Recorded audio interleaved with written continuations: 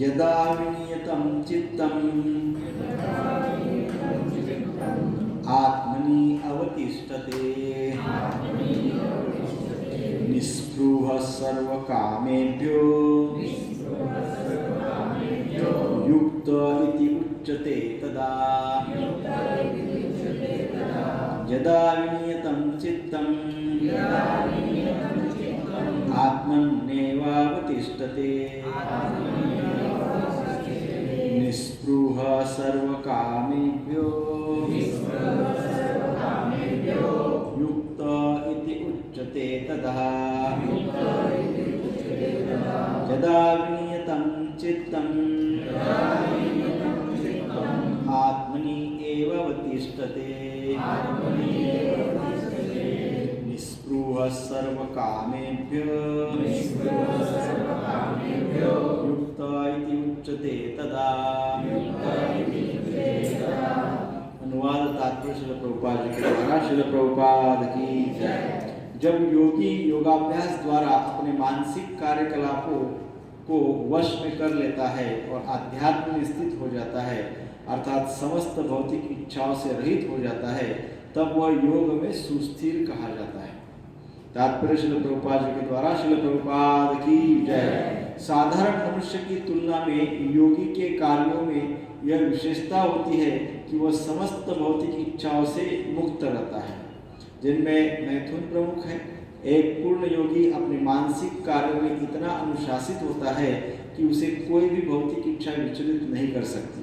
यह सिद्ध अवस्था कृष्ण भावना भावित व्यक्तियों द्वारा स्वतः प्राप्त हो जाती है, जैसा कि श्रीमद् भागवतम में कहा गया है, सवै मना कृष्ण पदारविंदार वचांसी वैकुंठ गुणानुवर्णने करो हरिर्मन्दिरमार्जनात् ईशो श्रुतिं चकराच्युत शक्तथोदये मुकुन्दलिङ्गालय दर्शने दृशो तद्भृत्य गात्रस्पर्शेन्द्र संगमं घ्राणं च तत्पादसरोजसौरभे श्रीमत्तुलस्यारसनां तदर्पिते पादो हरे क्षेत्रपादानुसर्पणे शिरो ऋषिकेश पादभिवन्दने कामं च दास्येन तु कामं काम्यया यथोत्तमो श्लोकजनाश्रयारतिः।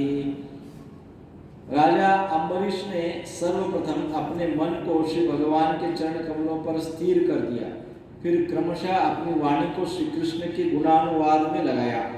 हाथों को श्री भगवान के मंदिर को स्वच्छ करने, कानों को श्री भगवान के कार्यकलापों को सुनने, आंखों को श्री भगवान के दिव्य रूप का दर्शन करने, शरीर को अन्य भक्तों के शरीर का स्पर्श करने, घ्राणेन्द्रियों को श्री भगवान पर चढ़ाए गए कमल पुष्प की सुगंध सूंघने, जीभ को श्री भगवान के चरण कमलों पर चढ़ाए गए तुलसी पत्रों का स्वाद लेने, पाँव को तीर्थ यात्रा करके तथा श्री भगवान के मंदिर तक जाने, सिर को श्री भगवान को प्रणाम करने तथा अपनी इच्छाओं को श्री भगवान की इच्छा पूरी करने में लगा दिया। ये सारे दिव्य कार्य शुद्ध भक्त के सर्वथा अनुरूप है। निर्विशेष वादियों के लिए यह दिव्य व्यवस्था अनिर्वचनीय हो सकती है, किंतु कृष्ण भावना भावित व्यक्ति के लिए यह अत्यंत सुगम एवं व्यवहारिक है। जैसा कि महाराज अम्बरीश की ऊपरी वर्णित जीवनचर्या से स्पष्ट हो जाता है, जब तक निरंतर स्मरण द्वारा श्री भगवान के चरण कमलों में मन को स्थिर नहीं किया जाता, तब तक ऐसे दिव्य कार्य व्यवहारिक नहीं बन पाते। अतः श्री भगवान की भक्ति में इन विविध कार्यों को अर्चन कहते हैं, जिसका अर्थ है समस्त इंद्रियों को श्री भगवान की सेवा में लगाना। इंद्रियों तथा मन को कुछ न कुछ कार्य चाहिए, कोरा निग्रह व्यवहारिक नहीं है। अतः सामान्य लोगों के लिए, विशेषकर जो लोग संन्यास आश्रम में नहीं है, ऊपर वर्णित इंद्रियों तथा मन का दिव्य कार्य ही दिव्य सफलता की सही विधि है, जिसे भगवद गीता में युक्त कहा गया है। श्लोक संख्या 19। यथा दीपो निवातस्थो नैकिन्ते सोपमा स्मृतः योगिनो यत चित्तस्य युज्यतो योगमात्मनः। अनुवाद तात्पर्य श्रील प्रभुपाद जी के द्वारा। श्रील प्रभुपाद की जय। जिस प्रकार वायु रहित स्थान में दीपक हिलता डुलता नहीं, उसी तरह जिस योगी का मन वश में होता है वह आत्म तत्व के ध्यान में सदैव स्थिर रहता है। तात्पर्य श्रील प्रभुपाद जी के द्वारा। श्रील प्रभुपाद की जय। कृष्ण भावना भावित व्यक्ति अपने आराध्य देव के चिंतन में उसी प्रकार अविचलित रहता है जिस प्रकार वायु रहित स्थान में एक दीपक रहता है। ओम अज्ञानतिमिरान्धस्य ज्ञानाञ्जनशलाकया चक्षुरुन्मिलितं येन तस्मै श्रीगुरुवे नमः। श्रीचैतन्यमनोभीष्टं स्थापितं येन भूतले स्वयं रूप कदा मह्यं ददाति स्वपदान्तिकं।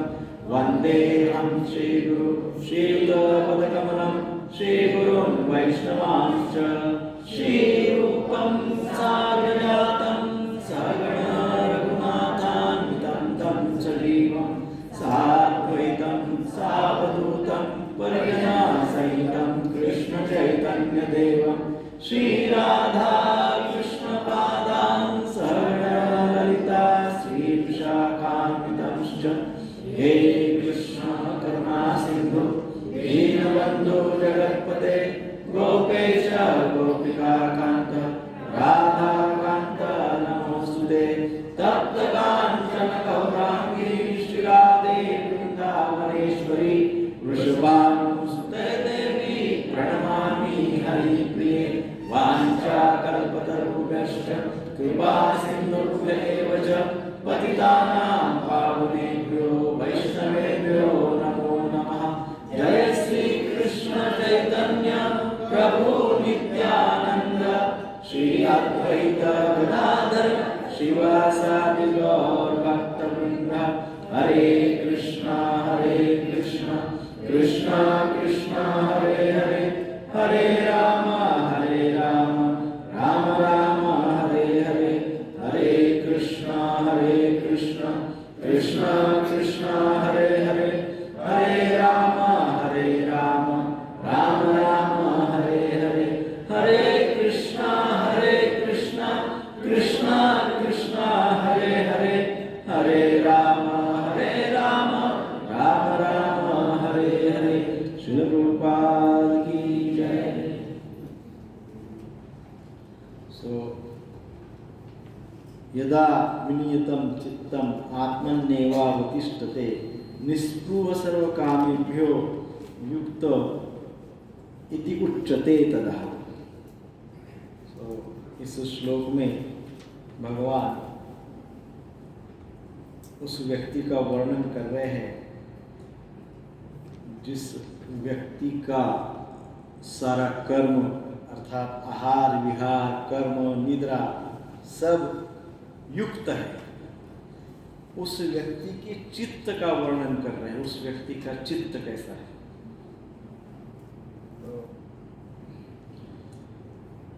पिछले श्लोक में तो जो भगवान ने कहा था, क्या कहा था? आहार विहार कर्म निद्रा और जागरण, चार बातें बताई थी। क्या क्या था? आहार विहार कर्म निद्रा और जागरण, है ना। इसकी चर्चा पिछले श्लोक में हुई है। सो जब ये चीजें, ये 5 बातें नियंत्रित हो जाती है तो वह व्यक्ति योग अभ्यास अच्छे से करता है।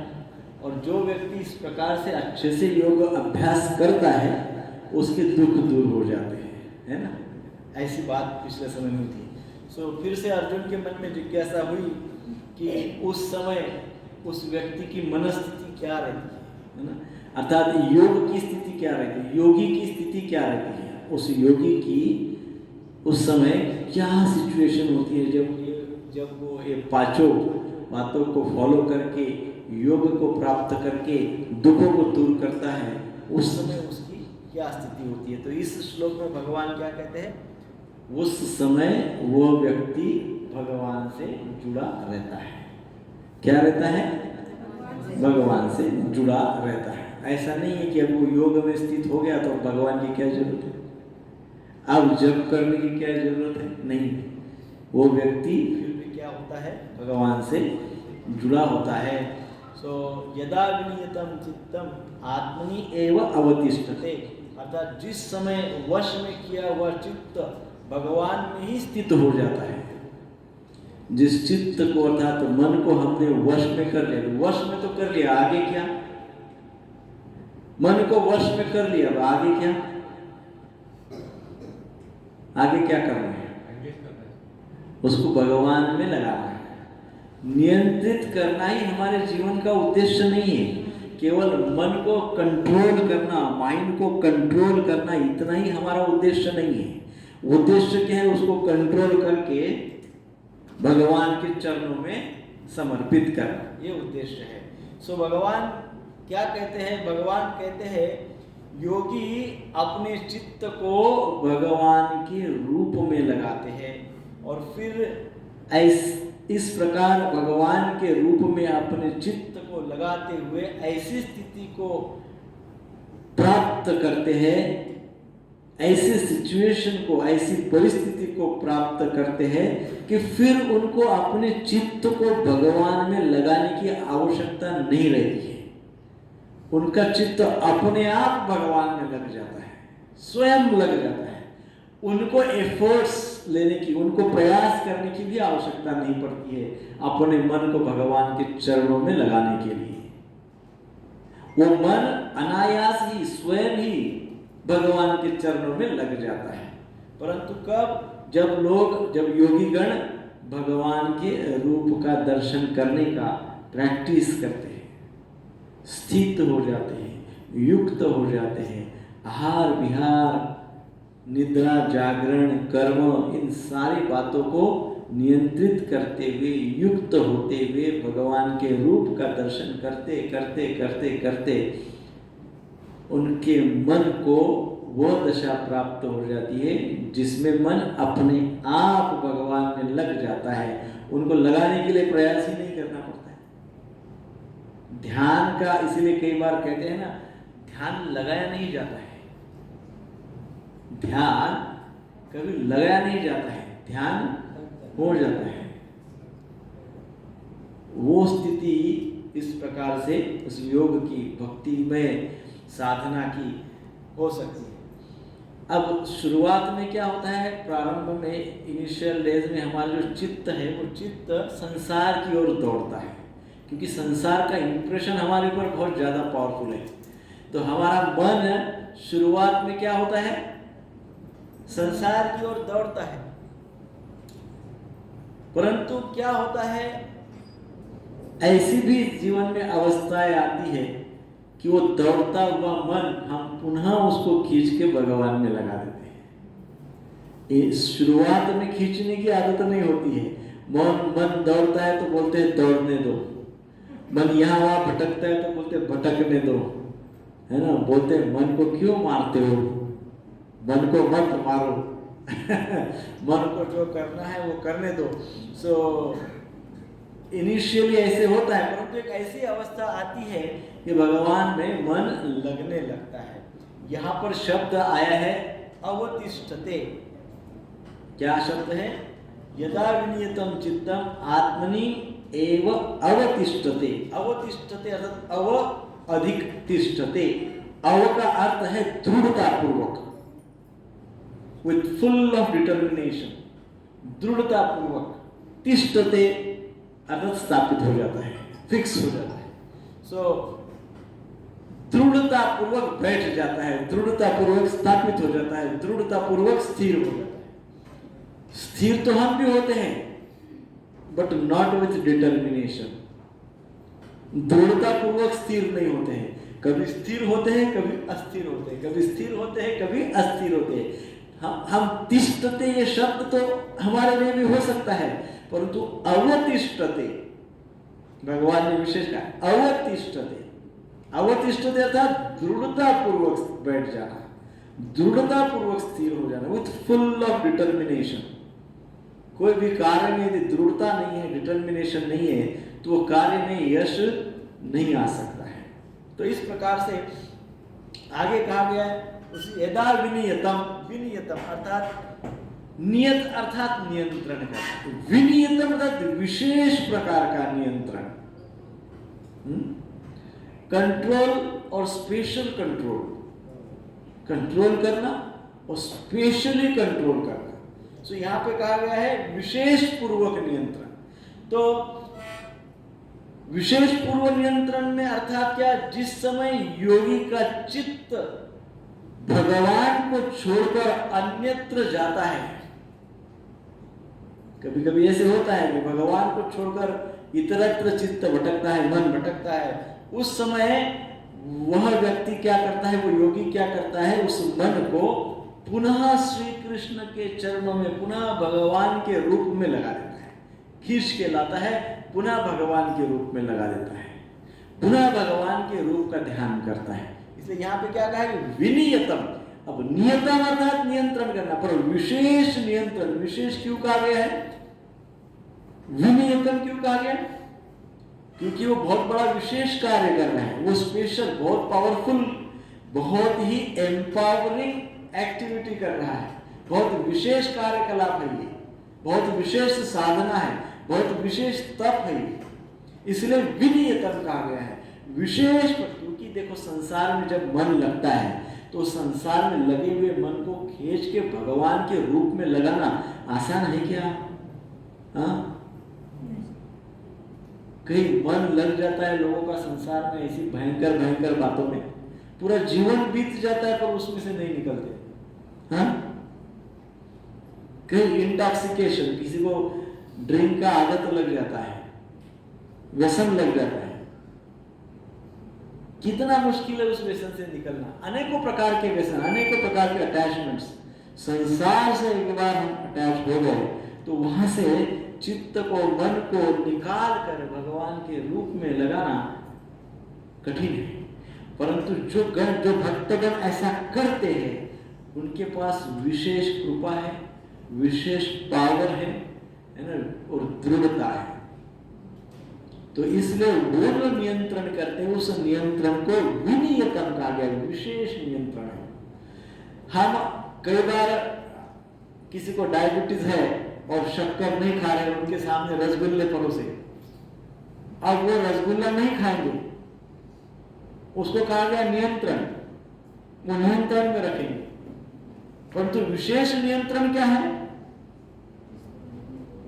साधारण साधारण बातों को नियंत्रित करने को केवल नियंत्रण कहते हैं, केवल कंट्रोल कहते हैं।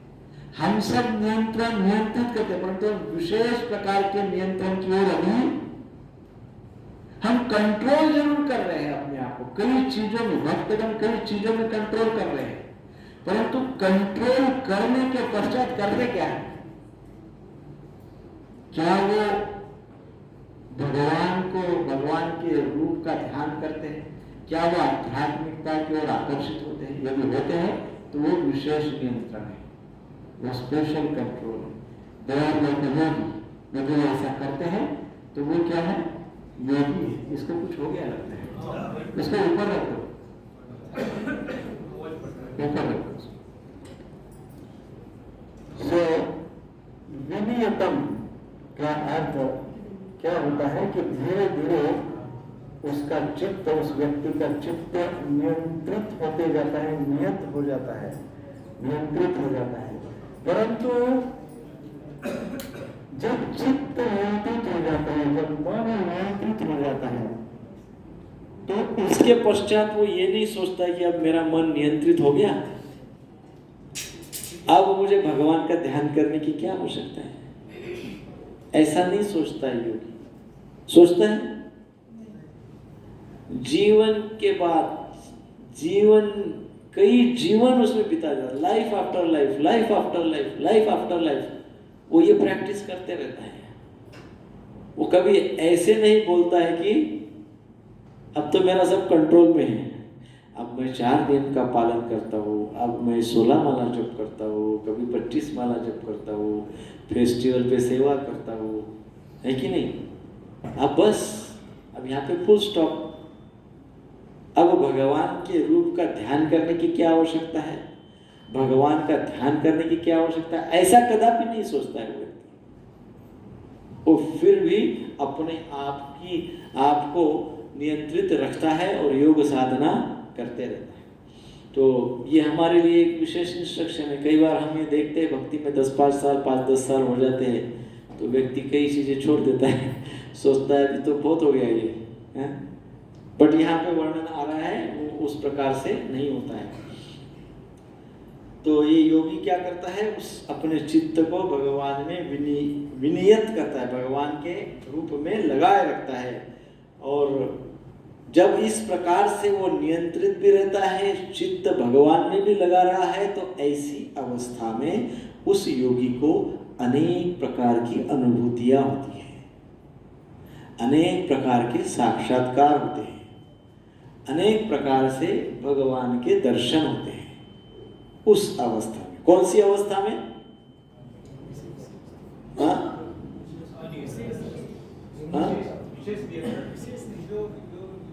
विनियतम, नियंत्रित भी है, मन को नियंत्रित भी किया है और भगवान में ध्यान भी लगाता है रोज। सो भगवत भाव या दर्शन या अनुभूति में मन को जो आनंद मिलता है, वह आनंद कभी भी व्यक्ति को कहीं पे भी नहीं मिलता है। भगवान के रूप का दर्शन करना, भगवान में ध्यान लगाना, भगवान में ध्यान में भगवान की अनुभूति करना, साक्षात्कार करना, इन बातों में जो आनंद प्राप्त होता है योगी को, वह आनंद उसको कहीं पे भी प्राप्त नहीं होता है। वो विशेष आनंद है, वो कहीं पर भी प्राप्त नहीं होता है। तो इससे होता क्या है कि उस योगी को आनंद जैसे जैसे प्राप्त होता है, वैसे वैसे और ज्यादा वो तल्लीन होते जाता है।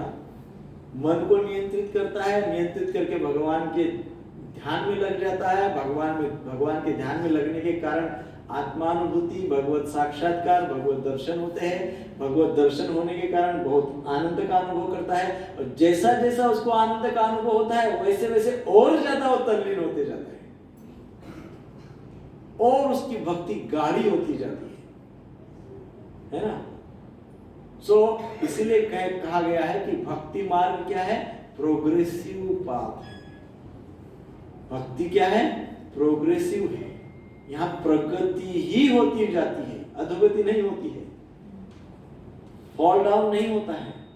व्यक्ति यदि सही ट्रैक पे चल रहा है तो उसकी भक्ति में प्रगति ही होती जाती है। इसी को भक्ति मार्ग कहा गया है।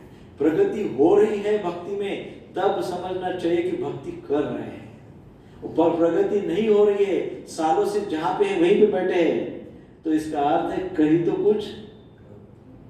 कुछ तो गलत हो रहा है, कुछ मिस्टेक हो रही है। या तो विनियत नहीं, अर्थात नियंत्रण में तो है परंतु विशेष प्रकार का नियंत्रण नहीं है मन के ऊपर, या नियंत्रण है तो मन को भगवान में लगाने में कुछ डिफिकल्टी आ रही है। मन को भगवान के चरणों में, भगवान के रूप में, नाम में, गुणों में, लीलाओं में लगाने में समस्याएं हो रही है। इस प्रकार से व्यक्ति को कुछ ना कुछ तो डिफिकल्टी निश्चित है, और यदि डिफिकल्टी नहीं है तो अपने आप दिखता है कि व्यक्ति भक्ति में प्रगति करते जा रहा है। इस प्रकार से हम देखते हैं गोपाल भट्ट गोस्वामी, उनका उदाहरण है, हमारे आचार्य हैं, किस प्रकार से भगवान का ध्यान किया हो। उन्होंने देखा कि बहुत सारे भक्तगण अपने अर्च विग्रह का सुंदर श्रृंगार करते हैं, परंतु गोपाल भट्ट गोस्वामी के पास विग्रह ही नहीं थे। उनके पास तो केवल क्या था? शालिग्राम शिलाएं थी, बस कुछ नहीं था उनके पास।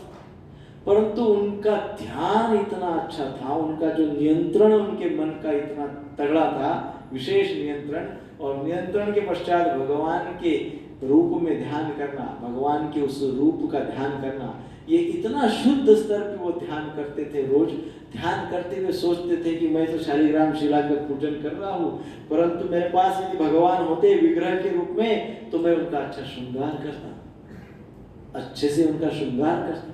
ऐसे मन में डीप फीलिंग, उत्कट भाव से करते हो। तो हुआ क्या? वो शालिग्राम शिला जितनी भी थी उन सबसे भगवान का रूप प्रकट हो गया।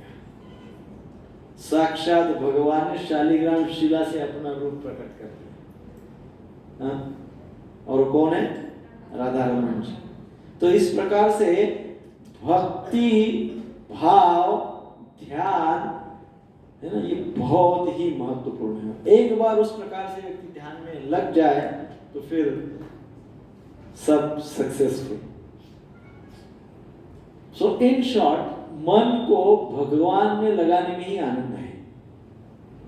भगवान इसमें यही बोलना चाहते हैं कि मन को भगवान में लगाएंगे तो आनंद है। और कौन सा आनंद है? जो खत्म नहीं होता है। आनंद प्राप्त हुआ तो व्यक्ति और उसमें तल्लीनता से आगे करते जाता है, भक्ति करते ही जाता है। सो मन को कहा गया है भगवान में लगाने में ही आनंद है। परंतु बहुत सारी समस्याएं हैं है ना। व्यक्ति की अनेक प्रकार की डिजायर्स होती है, इच्छाएं होती है, कामनाएं होती है ना। कुछ इंट्रिंसिक डिजायर होती है, कुछ एक्सट्रिंसिक डिजायर होती है ना। जैसे ना इंट्रिंसिक वैल्यू होती है कोई चीज की, एंड देन मार्केट वैल्यू होती है। इंट्रिंसिक वैल्यू मतलब real value, and market value अर्थात डिमांड एंड सप्लाई के हिसाब से बनी हुई वैल्यू। वैसे हमारी इंट्रिंसिक वैल्यू क्या है और हमारी एक्सट्रिंसिक वैल्यू क्या है? हमारी इंट्रिंसिक रियल वैल्यू क्या है? रियल वैल्यू जो है वो happiness, that is our real value. Surrender, समर्पण का भाव, ग्रैटिट्यूड, कृतज्ञता का भाव, प्रेम का भाव, आनंद का भाव, ये हमारी इंट्रिंसिक वैल्यूज हैं। ये हमारी इंट्रिंसिक वैल्यू हमारे अंदर है। ये सब बाय नेचर, बाय डिफॉल्ट ये हमारी वैल्यू है, पर तो हमको ही पता नहीं है, क्योंकि हम अंदर की ओर देखते नहीं है। हम कहाँ देखते हैं? हम देखते हैं मेरा नाम कैसा होगा, मेरा काम कैसा होगा, मुझे धन कैसे प्राप्त होगा, मेरी प्रतिष्ठा कैसे बढ़ेगी, पद प्रतिष्ठा कैसे बढ़ेगी। ये हमारी एक्सट्रिंसिक वैल्यूज है। ये सारी वैल्यू क्या है? एक्सट्रिंसिक वैल्यू, एक्सटर्नल वैल्यूज है। इसको क्या कहते हैं? इसको एक्सटर्नल मैनेजमेंट कहते हैं। और पहला जो है वो इंटरनल मैनेजमेंट है। हमारी दो प्रकार की जो डिजायर है, इच्छाएं है, एक है इंटरनल और दूसरी है एक्सटर्नल, और इन दोनों को मैनेज करना पड़ता है। उसको कहते हैं इंटरनल मैनेजमेंट, एक्सटर्नल मैनेजमेंट। भाई एक्सटर्नल मैनेजमेंट में तो हम सब एक नंबर के उस्ताद हैं। हाँ, एक्सटर्नल मैनेजमेंट में हम सब कैसे हैं? महा उस्ताद हैं। हमको पता है धन कैसे कमाना, हमको पता है हमारा प्रेस्टीज, हमारा मान सम्मान कैसे होगा, कैसे बढ़ाना, है ना। हमको सब कुछ पता है, हमारा नाम कैसे होगा। ये सब में हम लोग कार्यरत रहते हैं, प्रयासरत रहते हैं, और वो कैसे करना है हम सबको मास्टर है हम उसमें सब। परंतु इंट्रिंसिक वैल्यू, इंटरनल मैनेजमेंट में फेल है। एक्सटर्नल मैनेजमेंट में एक्सपर्ट है, इंटरनल मैनेजमेंट में फेल है। ये प्राय सभी की, हम सब की बात है। परंतु जो कंट्रोल्ड माइंड रहता है ना, जो नियंत्रित मन रहता है, वो नित्य आध्यात्मिकता में लगा रहता है, भगवान के चरणों में लगा रहता है। यहाँ पे शब्द आया है चित्तम। चित्तम अर्थात मन तथा उसके कार्य, है ना। विनियतम चित्तम, चित्तम अर्थात मन और उसके कार्य। सो योग भाष्य अर्थात योग सूत्र पे वेद व्यास जी की कमेंट्री है, उसको योग भाष्य कहते हैं। उसमें हमारे इस मन की, इस चित्त की 5 अवस्थाएं बताई है। क्या बताई है? 5 स्टेजेस ऑफ चित्त, 5 stages of mind you can say. 5 अवस्थाएं बताई है। सो जो सर्वप्रथम मन की अवस्था है उसको कहा गया मूढ़ अवस्था। कौन सी अवस्था? मूढ़ अवस्था। मूढ़ अर्थात क्या? डल, है ना, ये लिथार्जिक या इग्नोरेंट, स्थूल भी बोल सकते हैं। इग्नोरेंट, अज्ञान की अवस्था, आलस की अवस्था, है ना, मूर्खता जिसको कहते हैं, आप मूर्खता भी कह सकते हैं। भगवत गीता में मूढ़ को मूर्ख कहा गया है कई बार। तो जो मन जो होता है ना, मन एक टाइप का जो मन होता है वो बड़ा आलसी मन होता है, बहुत आलसी होता है। किसको आलसी मन कहते हैं? उस मन को आलसी मन कहते हैं जो प्रोग्रेसिव पाथ है, जो प्रगतिशील मार्ग है, उस प्रगतिशील मार्ग पे चलने के लिए रोड़े लगा देता है, कुछ नहीं, ऑब्स्टेकल्स क्रिएट करता है। प्रगति पथ पे चढ़ने के लिए, प्रगति पथ पे चढ़ने के लिए जो रुकावटें उत्पन्न करता है उसको कहते हैं आलसी मन। जैसे सबको पता है सुबह जल्दी उठेंगे, थोड़ा एक्सरसाइज करेंगे, मॉर्निंग वॉक करेंगे, सब करेंगे, मन भी फ्रेश रहेगा, शरीर भी तंदुरुस्त रहेगा। प्रगति का मार्ग है ना, भौतिक प्रगति का मार्ग है। परंतु मन क्या बोलता है? अरे 2 दिन किया ना, अभी सो जा, 1 महीने से कर रहा हूं, अभी सो जा, बाकी तो इतना भी नहीं करते। वो मेरा पड़ोसी देखो, तुम्हारा पड़ोसी देखो, वो तो 8 बजे उठता है, आप सो जा। किस सो जाता है? शनिवार का भगवत गीता का सत्संग है तो एवरी सैटरडे होता है, 2-4 सैटरडे नहीं भी गए तो क्या फर्क पड़ता है कि नहीं? ऐसे बहुत सारी चीजें हैं, भौतिक भी और आध्यात्मिक भी, जो मन करने नहीं देता है। उसको क्या कहा गया है? Mood, lazy mind. वो मन का सबसे निकृष्ट स्तर है,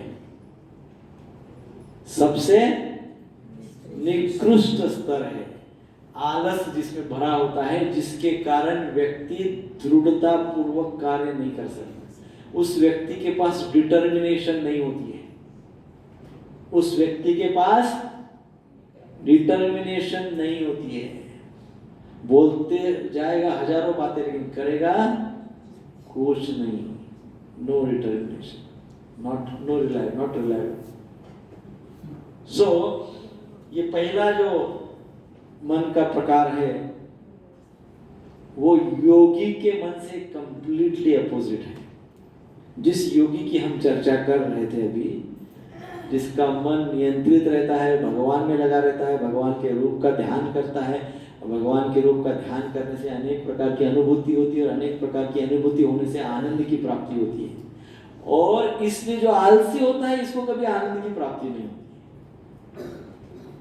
वो नित्य भ्रम में रहता है, आनंद में नहीं रहता है। ये हो गया पहला प्रकार। दूसरा प्रकार हो गया क्षिप्त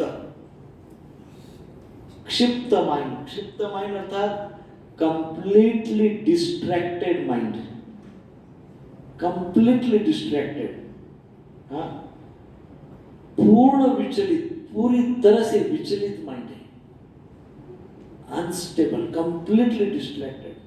अर्थात जो अच्छी चीज करना चाहिए वो करना ही नहीं है, बिल्कुल डिस्ट्रैक्टेड है, दूसरी दुनिया में रहता है, कुछ अपनी दुनिया में ही रहता है, कंप्लीटली डिस्ट्रैक्टेड है कि नहीं? इसको क्या कहा गया? क्षिप्त माइंड। कितना भी समझाओ, कितना भी समझाओ, कितना भी समझाओ, नहीं मानेगा। न जप करेगा, न ध्यान करेगा, न मन को कंट्रोल करेगा, न सत्संग में आएगा, न कोई भी जिसमें वैल्यू एडिशन होती है वो कुछ भी नहीं करेगा। हाँ, दैट इज क्षिप्त माइंड, कंप्लीटली डिस्ट्रैक्टेड माइंड। तीसरे प्रकार का मन है विक्षिप्त माइंड। क्षिप्त और विक्षिप्त। विक्षिप्त अर्थात ये भी विचलित होता है, परंतु कभी कभी एकाग्र हो जाता है, समटाइम्स, है ना। समटाइम बहुत अच्छा है, सुबह उठ के 64 माला कर लेगा, दिन भर सब आध्यात्मिक करेगा, बहुत सुबह उठ के एक दिन जाकर खूब एक्सरसाइज करेगा 2 घंटा, और देन उसके बाद महीना भर कुछ भी नहीं करेगा, है ना, कुछ भी नहीं करेगा। बहुत भगवान के नाम का जप करेगा एक दिन, और फिर 15 दिन कुछ मंदिर में भी नहीं आएगा। विक्षिप्त, कभी एक आध बार एकाग्र हो जाता है, और बाकी समय विचलित रहता है ना। 14वीं का चांद कभी कभार अच्छा प्रकाश देता है, अच्छा कंसंट्रेट करता है, अदरवाइज विचलित हो जाता है। ये हो गया विक्षिप्त। हम देखते हैं कि उसका मन बंदर के जैसा रहता है, चंचल रहता है, कभी कभी स्थिर हो जाता है, बैठ जाता है, परंतु विचलित ज्यादा रहता है ना। ज्यादा समय बंदर एक जगह बैठता है क्या?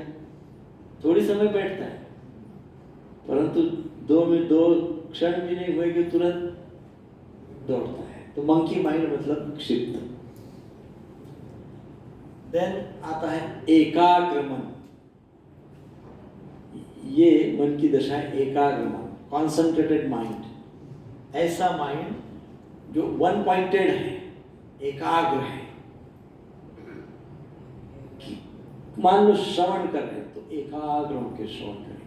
मान लो कर्म कर रहे हैं, एक्शन, अपने काम में लगे हुए, एकाग्रता से अपना काम करेंगे, है ना, with full of concentration, one pointed. Mind में क्या है? एक डायरेक्शन है, एक दिशा है, उस दिशा से मन सोच रहा है ना, बरोबर नहीं? परंतु होता क्या है, कई बार मन एट ए टाइम 1000 विचार रखता है, हजारों विचार रखता है।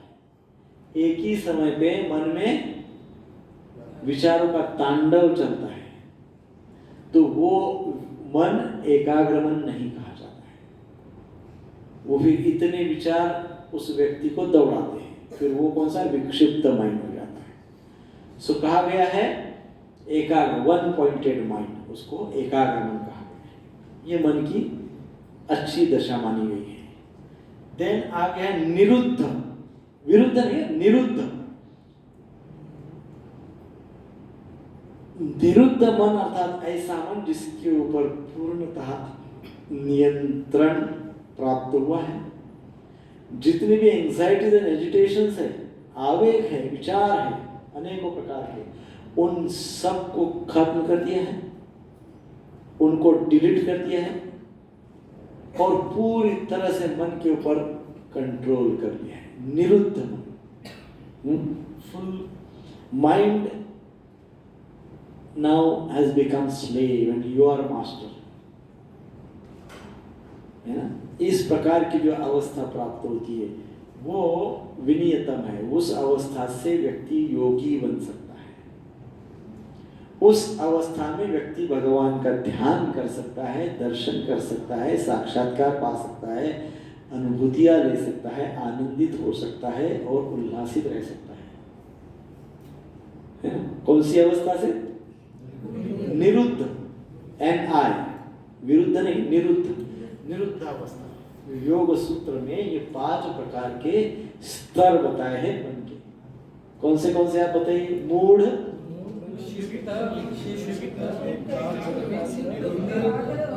यस, मूढ़, क्षिप्त, विक्षिप्त, एकाग्र और निरुद्ध, ये मन के स्तर है।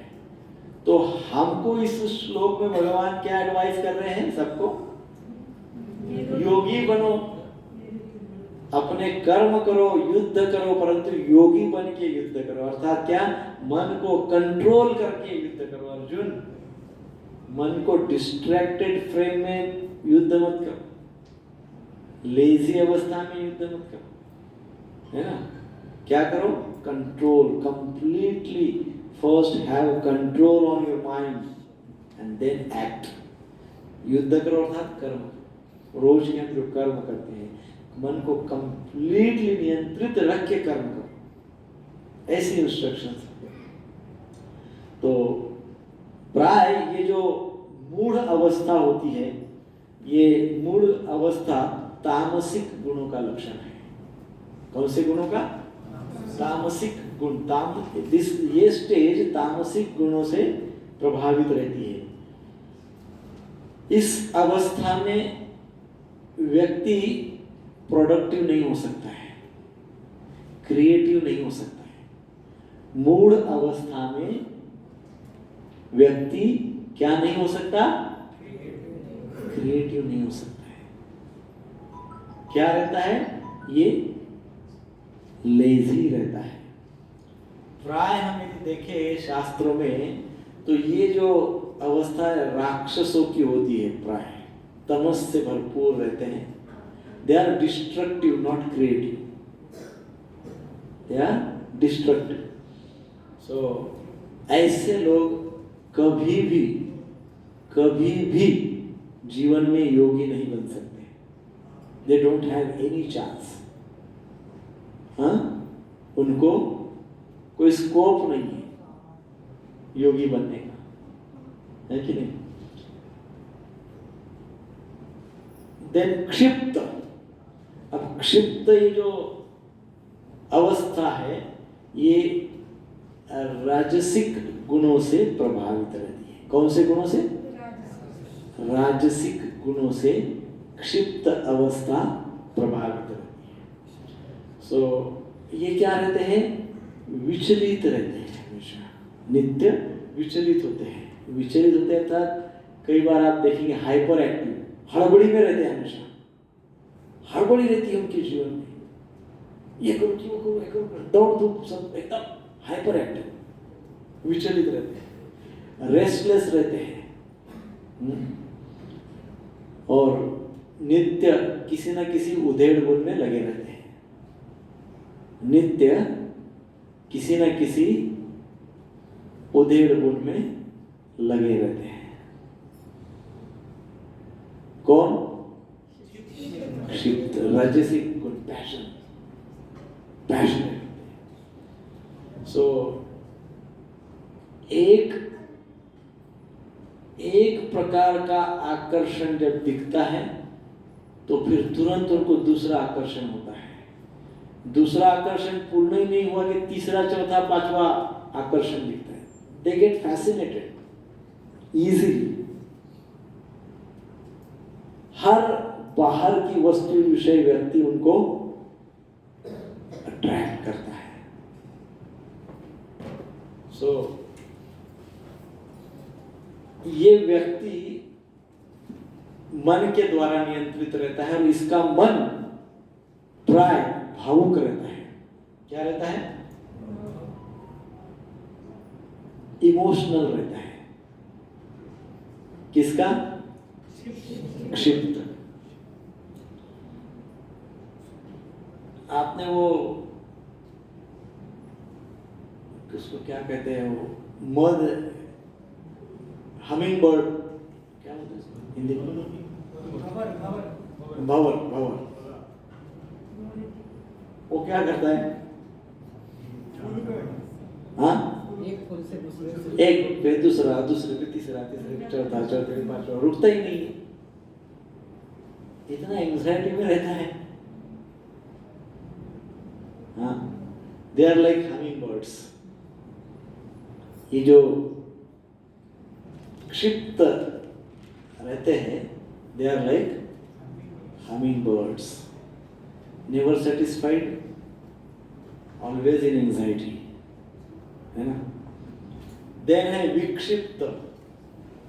क्षिप्त हो गए, विक्षिप्त, मूड हो गए हैं तमस से प्रभावित, लेजी माइंड, है ना? तामसिक है, लेजी माइंड है, डिस्ट्रक्टिव है, नॉट क्रिएटिव। और दूसरे क्या? राजसिक माइंड, रजस से प्रभावित है, always in anxiety, they are like humming birds, है ना? देन विक्षिप्त, विक्षिप्त अर्थात स्कैटर्ड स्टेट ऑफ माइंड, अर्थात क्या, डिस्ट्रैक्टेड तो है but sometime they are focused. कभी कभी क्या है, कभी कभी फोकस रखते हैं, कभी कभी कंसंट्रेशन, कभी कभी एकाग्रता रखते हैं, sometimes, but otherwise distracted, most of the time distracted. So ये मंकी माइंड है। कौन सा माइंड है? मंकी माइंड है। ये लोग ध्यान करने का प्रयास तो करते हैं, ध्यान तो लगाते हैं, परंतु जैसे ही ध्यान में बैठ जाते हैं मंकी के जैसा अनुभव होता है। 2 मिनट भी नहीं बैठते ध्यान में। कई लोग हमको बोलते हैं प्रभु जी 2-3 मिनट से ज्यादा ध्यान लग ही नहीं सकता। कई बार हम सुनते हैं, बहुत से लोग बोलते हैं ऐसा। बाद में तो क्या क्या शुरू हो जाता है माइंड में, 1-2 मिनट बहुत हो जाते हैं, बाद में भयंकर तूफान आ जाता है मन में। दैट इज स्टेट ऑफ विक्षिप्त माइंड। बट यहां पे हम आशावादी हो सकते हैं, क्योंकि ये जो स्पैन है फोकस होने का, एकाग्र होने का जो टाइम है, वो स्पैन धीरे धीरे हम बढ़ा सकते हैं। 2 मिनट ही मन लग रहा है ना, कभी फिर कुछ समय के पश्चात 2.5 मिनट लगेगा, कभी 3 मिनट होगा, धीरे धीरे 5 मिनट तक जाएगा। Slowly slowly we are hopeful. ये सत्व गुण से प्रभावित रहते हैं। कौन से गुण से? आप कहेंगे सत्व गुण होते हुए भी डिस्ट्रैक्शन, तो अच्छी चीजें भी तो डिस्ट्रैक्ट करती है, केवल आध्यात्मिक एक्टिविटी डिस्ट्रैक्ट नहीं करती है। बट कोई धर्म के कर्म कर रहे हैं, कोई किसी को हेल्प कर रहा है, कुछ साधारण अच्छे कार्य कर रहे हैं, तो अच्छे कार्य भी मन के ऊपर अपना इंप्रेशन डाल देते हैं। व्यक्ति उनसे अटैच हो जाता है, फिर व्यक्ति उनसे अटैच होने के कारण पद प्रतिष्ठा, नामान, सम्मान इसमें लग जाता है स्लोली स्लोली। इसलिए उसको भी डिस्ट्रैक्शन कहा गया है। परंतु यहाँ पे हमारे पास एक अपने पर्सनालिटी को बैलेंस करने की एक अपॉर्चुनिटी, एक अवसर हमारे पास रहता है। हम धीरे धीरे जितनी भी डिस्ट्रैक्ट करने वाली बातें हैं उनको धीरे धीरे धीरे स्टेबलाइज कर सकते हैं, है कि नहीं? मे भी समय लगेगा, बहुत समय लगेगा, परंतु आशा है, ये आशावादी स्टेट है ना? सत्व गुण ये क्या, ये स्टेट क्या करती है, सत्व गुण क्या करता है? मन को राजी कर लेता है। मन को क्या करता है? राजी करता है। किस लिए राजी करता है? अपग्रेडेशन के लिए। धीरे धीरे मन को बोलता है, अरे आज लेट उठ गया, ऐसा नहीं होना चाहिए था। सत्व गुण बोलता है अंदर से, 8 बजे उठा, अरे उठा, ठीक है, नहीं उठना चाहिए, थोड़ा जल्दी उठना चाहिए। दूसरे दिन भी 8 बजे उठा, फिर आज मिस्टेक किया, फिर आज 8 बजे उठा। तीसरे दिन भी 7:30 बजे उठा, आज भी 7:30 बजे उठा, फिर मिस्टेक ही हुआ। टारगेट 6 बजे का, 5 बजे का था, 4 बजे का था, 7:30 बजे उठा। तो क्या कर रहा है? धीरे धीरे ये स्टेट ऑफ माइंड क्या कर रहा है? मन को अपग्रेड कर रहा है, धीरे धीरे स्लोली स्लोली अपग्रेड कर रहा है। सो ये विक्षिप्त स्थिति है। देन है एकाग्र। जो एकाग्र जो माइंड का स्टेट है ना, यहां से real practice of Yogi start होती है। शुद्ध भक्ति की या एक योगी के अवस्था की सही प्रैक्टिस, अभ्यास इस स्टेज से शुरू। कोई योगी बनना चाहता है, कोई अच्छा भक्त बनना चाहता है, तो ये स्टेज से शुरुआत होती है। मन के ये इस स्टेज से वन पॉइंटेडनेस, एकाग्रता, एकाग्रता से भक्ति की शुरुआत होती है, एकाग्रता से योग की शुरुआत होती है। एकाग्रता 1 पॉइंट। तो ये मैं इसलिए आज बोल रहा हूं कि अभी अपने पास समय है 8-10 दिन और आगे के, अपना अपना स्टेट ऑफ माइंड चेक करें, कौन से स्टेट में मेरा माइंड है। मंकी के जैसा है, एकाग्र होता ही नहीं है, कुछ मूव होते रहता है, क्या है क्या? ये आप सबके लिए होमवर्क है। नेक्स्ट क्लास तक अपना अपना चार्ट बनाइए कि मेरा माइंड कैसा है, मेरा जीवन का पर्पस क्या है, मैं अभी कौन सी स्थिति में हूँ, प्रेजेंटली मैं कौन सी स्थिति में हूँ, है कि नहीं? अभी कौन सी स्थिति में हूँ, मेरा पर्पस क्या है और मेरा माइंड का स्टेट क्या है। ये होमवर्क है। सो एकाग्रता अर्थात यहाँ पे व्यक्ति मेडिटेशन कर सकता है। सो यहाँ पे रियल प्रैक्टिस ऑफ योगा, योग की सही प्रैक्टिस इस स्टेज में कर सकता है। सो यहाँ पे इंटरनल एंड एक्सटर्नल दोनों desire, internal management and external management, दोनों मैनेजमेंट फेवरेबल हो जाती है। क्या हो जाता है? Internal management and external management दोनों हमारे लिए फेवरेबल हो जाती है। इंटरनल तो फेवरेबल है ही, एक्सटर्नल भी फेवरेबल हो जाती है। एक्सटर्नल डिजायर्स भी हमारी इंटरनल डिजायर्स की तरह फेवरेबल हो जाती है। एक्सटर्नल एक्टिविटीज भी हमारी फेवरेबल हो जाती है। कौन से स्टेज पे? एकाग्रता की स्टेज पे। व्यासदेव के अनुसार जब व्यक्ति एकाग्रता की स्थिति में आ जाता है तो वहां उसको सत्य का ज्ञान होना शुरू हो जाता है। एकाग्रता की स्टेज से व्यक्ति को सत्य का ज्ञान होना शुरू हो जाता है। हाँ? ये योग सूत्र में कहा गया। धीरे धीरे कर्म के जो जाल है, कर्म का जो जंजाल है, वो जंजाल से व्यक्ति धीरे धीरे मुक्त होने लगता है और फिर उसको शांत स्थिर मन की प्राप्ति हो जाती है। ये कहां पे होता है? एकाग्र के स्तर। देन कम्स निरोध। निरोध में सारी प्रतिकूलताओं का या प्रतिकूल विचारों का क्या कहते हैं, डिसोल्यूशन, डिसॉल्व हो जाती है। सारी प्रतिकूल इच्छा या प्रतिकूल विचार क्या हो जाते हैं? डिसॉल्व हो जाते हैं। इसलिए क्या कहा गया योग सूत्र में? एक सूत्र है, योगस्थ चित्त वृत्ति निरोध। योगस्थ चित्त वृत्ति निरोध अर्थात योग के द्वारा चित्त के वृत्तियों का नाश किया जा सकता है, या योग के द्वारा चित्त के वृत्तियों का अर्थात माइंड के एंजाइटीज का,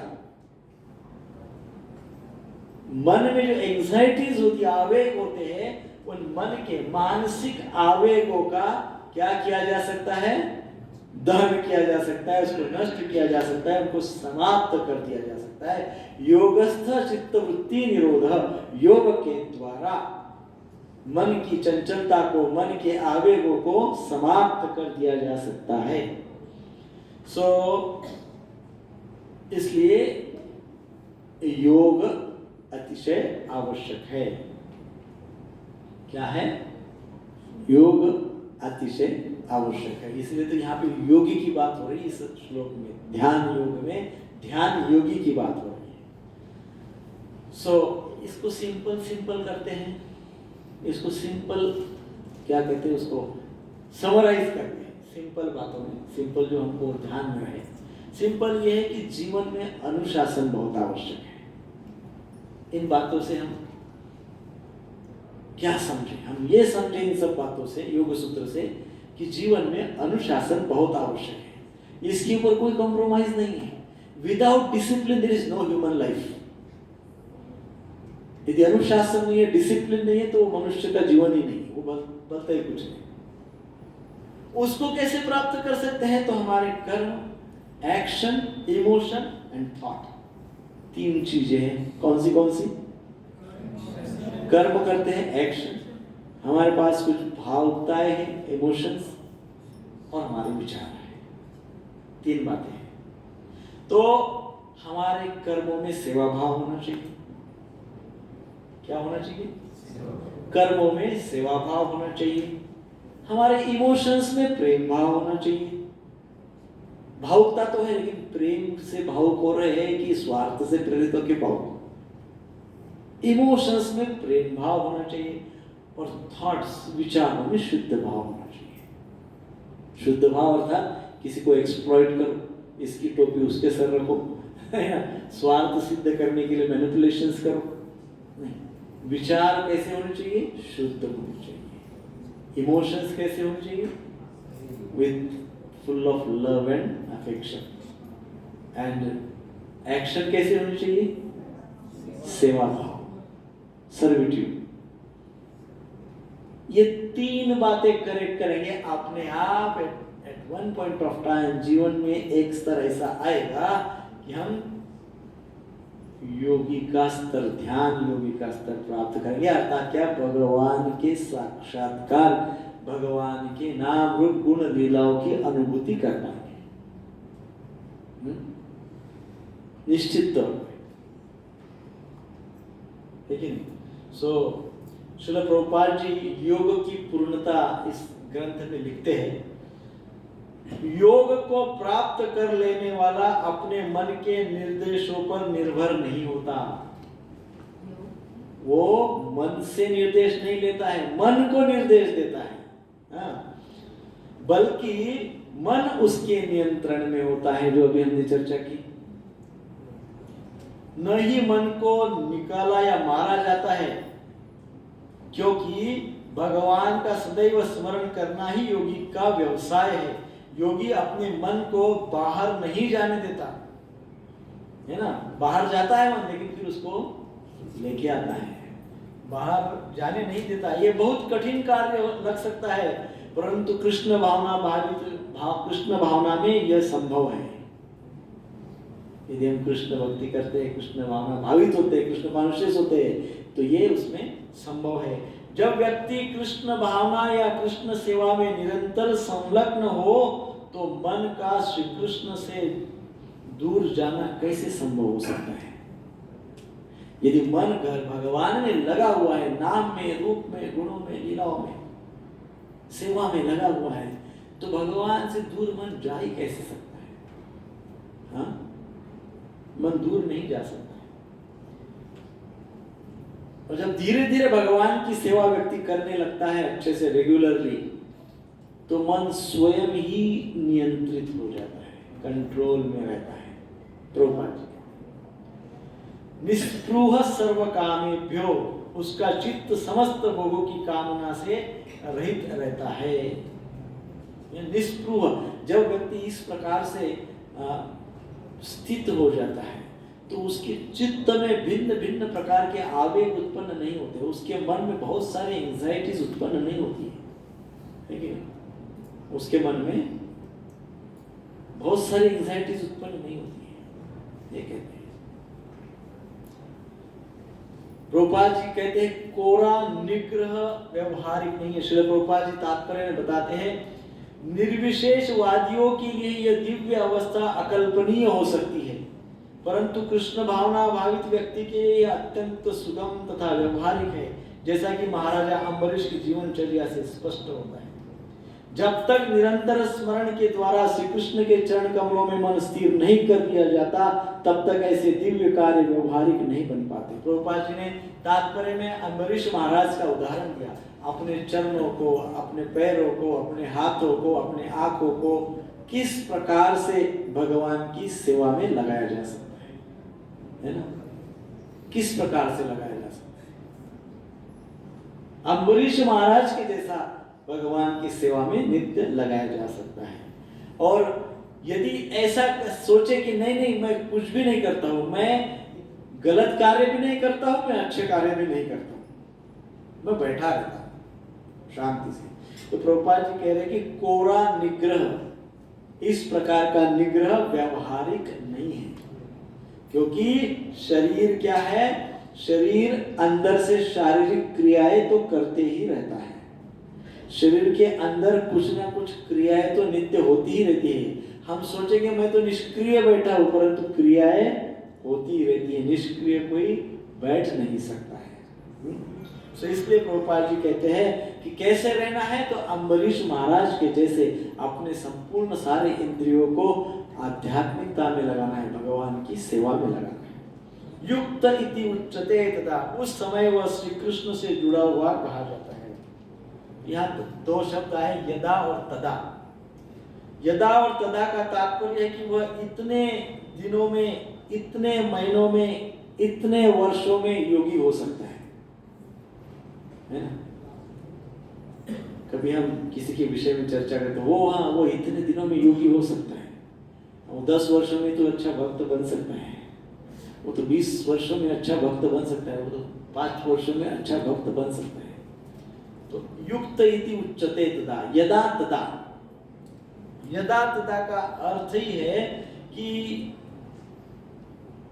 वो इतने उतने में नहीं योगी बनेगा, वो इतने उतने वर्षों में नहीं भक्त बनेगा, वो कभी भी भक्त बन सकता है। वो क्या हो सकता है, कभी भी भक्त बन सकता है। एक क्षण ऐसा आएगा कि मन जो है, उपरति बोलते हैं उसको, मन इतना ट्रांसफॉर्म हो जाएगा क्षण भर में कि वो तुरंत योगी की अवस्था प्राप्त करेगा। एक क्षण में भगवान का दर्शन, भगवान का ध्यान, भगवान की भक्ति, भगवान की अनुभूति, उस अनुभूति से उत्पन्न हुआ आनंद एक क्षण में प्राप्त कर सकता है।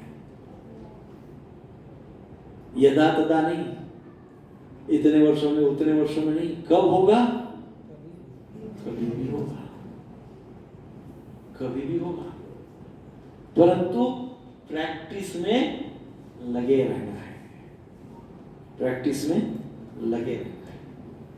सो इसी को कहा गया युक्त इति उच्चते तदा, जब आवश्यकता हो तो विशेष प्रकार से वो उसको प्राप्त कर लेगा। जब मन उस आवश्यक अवस्था को प्राप्त कर लेगा, वो कभी भी कर लेगा। हमको नित्य प्रयासरत रहना है। देन 6.19 में प्रभुपाद जी का केवल एक लाइन का तात्पर्य, एक या 2 लाइन का तात्पर्य है। सो 2 मिनट में हम उस तात्पर्य पर चर्चा करेंगे। श्री प्रभुपाद जी ने लॉस एंजलिस में लेक्चर दिया था इसी श्लोक पे 6.19 पे। प्रभुपाद जी ने कहा था, पहले तो श्लोक का अर्थ समझते हैं। यथा दीपो निवातस्थो न इंगते सोपमा सुधा योगिनो यत चित्तस्य युज्यतो योगमात्मनः। अर्थात जिस तरह वायु रहित स्थान में दीपक हिलता डुलता नहीं, उसी तरह जिस योगी का मन वश में होता है वह आत्म तत्व के ध्यान में सदैव स्थिर रहता है। हमने ये उदाहरण पूर्व में भी दिया हुआ है कि जिस तरह ये दीपक की ज्योति होती है, वो दीपक की ज्योति, प्रभुपाद जी कहते हैं, प्रभुपाद जी क्या कहते हैं, in this room because there is no air moving just see how the flame is steady. Prabhupada ji भक्तों के साथ एक रूम में बैठे हुए हैं, वहां एक दिया लगा हुआ है, दीपक लगा हुआ है। प्रभुपाद जी कहते हैं इस दीपक की ज्योति देखो कैसे स्थिर है, क्योंकि ये ज्योति कहाँ पे, दीपक कहाँ पे है, बंद कमरे में है। तो बंद कमरे में जब दीपक की ज्योति रहती है तो वो कैसे रहती है, स्थिर रहती है। इसे Prabhupada ji, the flame of your mind will remain as steady as this flame if you absorb it in Krishna consciousness। तो प्रभुपाद जी बोलते हैं आपके मन रूपी ज्योति को, आपके मन रूपी ज्योति को यदि आप कृष्ण भावनामृत कमरे में रखोगे तो क्या होगा, वो जलती, स्थिर जलती रहेगी, है ना, फड़फड़ नहीं करेगी। मूढ़ और क्षिप्त अवस्था नहीं रहेगी, एकाग्र निरुद्ध अवस्था प्राप्त होगी। प्रभुपाद जी कहते हैं यदि आपके मन को दीपक या ज्योति की उपमा दे और वो मन, वो ज्योति रूपी मन यदि कृष्ण भावनामृत के कमरे में स्थित हो, अर्थात क्या हो, भक्तों के संग में हो। कृष्ण भावनामृत में स्थित हो का अर्थ क्या है, भक्तों के संग में स्थित हो, तो क्या होगा, तो वो जो आपकी मन रूपी ज्योति है वो फड़फड़ नहीं करेगी, वो फ्लिकर नहीं होगी, वो स्थिर रहेगी और पूरे रूम को प्रकाशित करेगी। अर्थात क्या करेगी, पूरे आपके पर्सनालिटी को तो प्रकाशित करेगी ही, परंतु आपके हृदय के अंदर जो परमात्मा है, जो भगवान साक्षात परमात्मा रूप में विराजित है, उस परमात्मा रूपी भगवान को आपके समक्ष प्रकाशित करेगी। हाँ? वो ज्योति क्या करेगी, आपको भगवान को, भगवान श्री कृष्ण को प्रकाशित करेगी। अर्थात क्या, आपको उनका दर्शन हो। अभी भगवान कृष्ण है, भगवान परमात्मा रूप में हमारे हृदय में है, सब पता है, तो दर्शन क्यों नहीं होता है, क्यों दर्शन नहीं होता है? क्योंकि हमारे मन रूपी ज्योति का प्रकाश बहुत मंद है, फ्लिकरिंग है, हिल रही है ज्योति, एक मिनट भी आध्यात्मिक सुनने के लिए तैयार नहीं है। हाँ, एंटरटेनमेंट नहीं होता है तो सुनने का मन नहीं होता है, मन को एंटरटेनमेंट चाहिए। एंटरटेन मतलब फ्लिकरिंग, एंटरटेन मतलब हलचल। वो मन जो है वो हलचल कर रहा है, अर्थात क्या कर रहा है, डेविएट हो रहा है, फ्लिकर हो रहा है, तो उसकी जो ज्योति है, उसका जो प्रकाश है हमारे हृदय तक नहीं जाएगा, और हृदय तक नहीं जाएगा तो हृदय में जो परमात्मा बैठे हुए उनको दर्शन का कैसे होगा? होगा दर्शन? नहीं हो पाएगा। तो पहले क्या करना होगा, मन रूपी ज्योति को एकाग्र करना होगा, स्थिर करना होगा, और जब वो स्थिर हो जाएगी तभी भगवान का दर्शन होगा। देखिए, ऐसा इस श्लोक का अर्थ है। सो महत्वपूर्ण बात यही है कि हमको अपने चित्त को शुद्ध करना है, मन को स्थिर करना है, भगवान का ध्यान करना है, और इनको सबको संक्षेप में बताया तो अब हमको आध्यात्मिकता में आगे बढ़ना है। अब हमको पूर्व के श्लोक में जो कहा गया है, पूर्व में जो कहा गया है कि भगवान ने कहा है मन को ज्योति का रूप कहा है, दिया कहा है। वही भगवान जो द्वापर युग में कृष्ण के रूप में आए थे, वही भगवान जब कलयुग में श्री चैतन्य के रूप में आए, चैतन्य महाप्रभु के रूप में आए, वही भगवान। तो उन्होंने क्या कहा, चेतो दर्पण मार्जनम भव महादावाग्नि निर्वापणम। उन्होंने उसी चित्त को, उसी मन को मिरर कहा, आईना कहा। चेतो दर्पण, चित्त का दर्पण, मन रूपी दर्पण, मिरर कहा है। द्वापर में भगवान कृष्ण ने उसी मन को दीपक का उपमा दिया, वही भगवान चैतन्य महाप्रभु के रूप में आए और उन्होंने उसी मन को दर्पण का उदाहरण दिया, तुलना किया।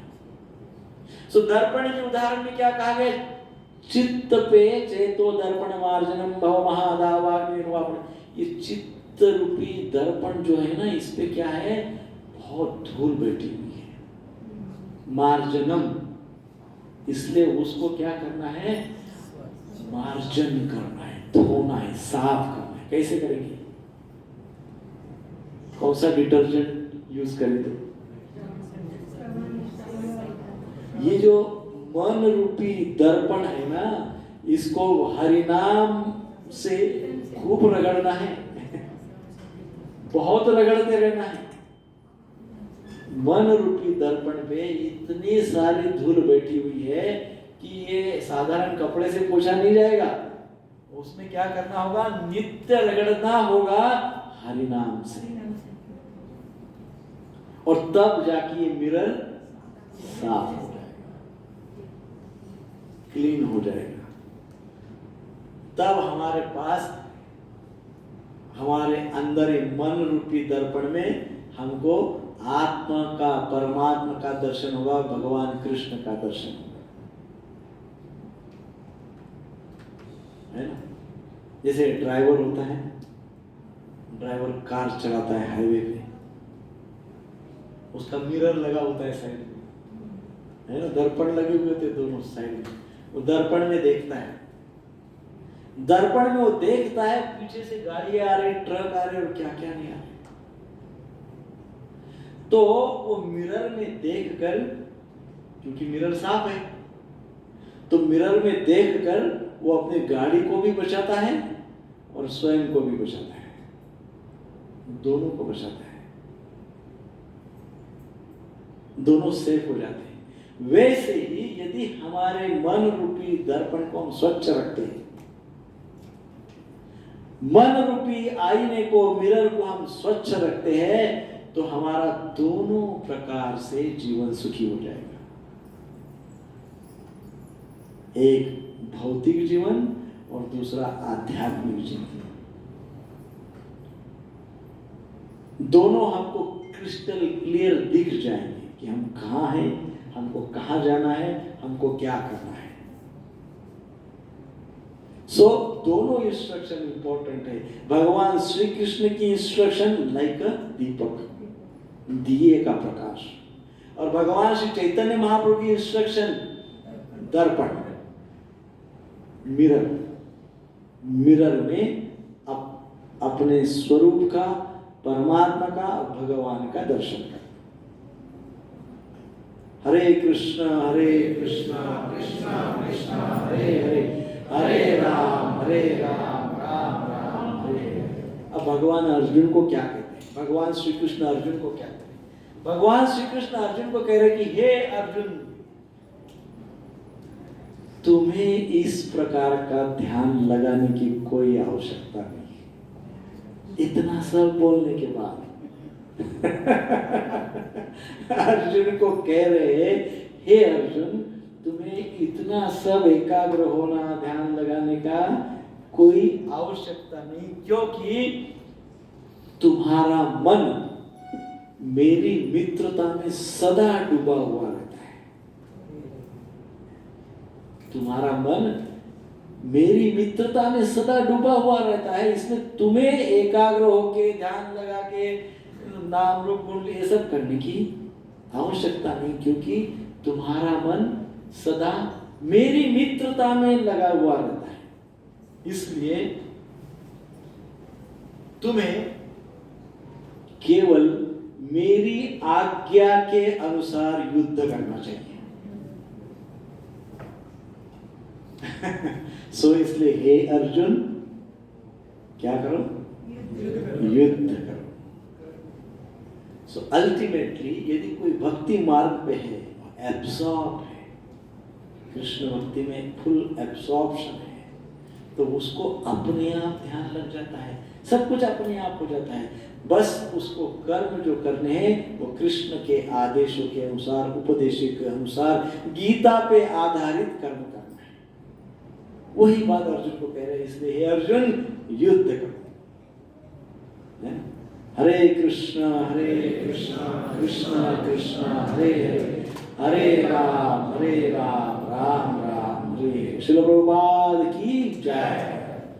सो just within 2 minutes take home points आप बताइए, क्योंकि आज 2 श्लोक हुए और सारे मन के ऊपर हुए।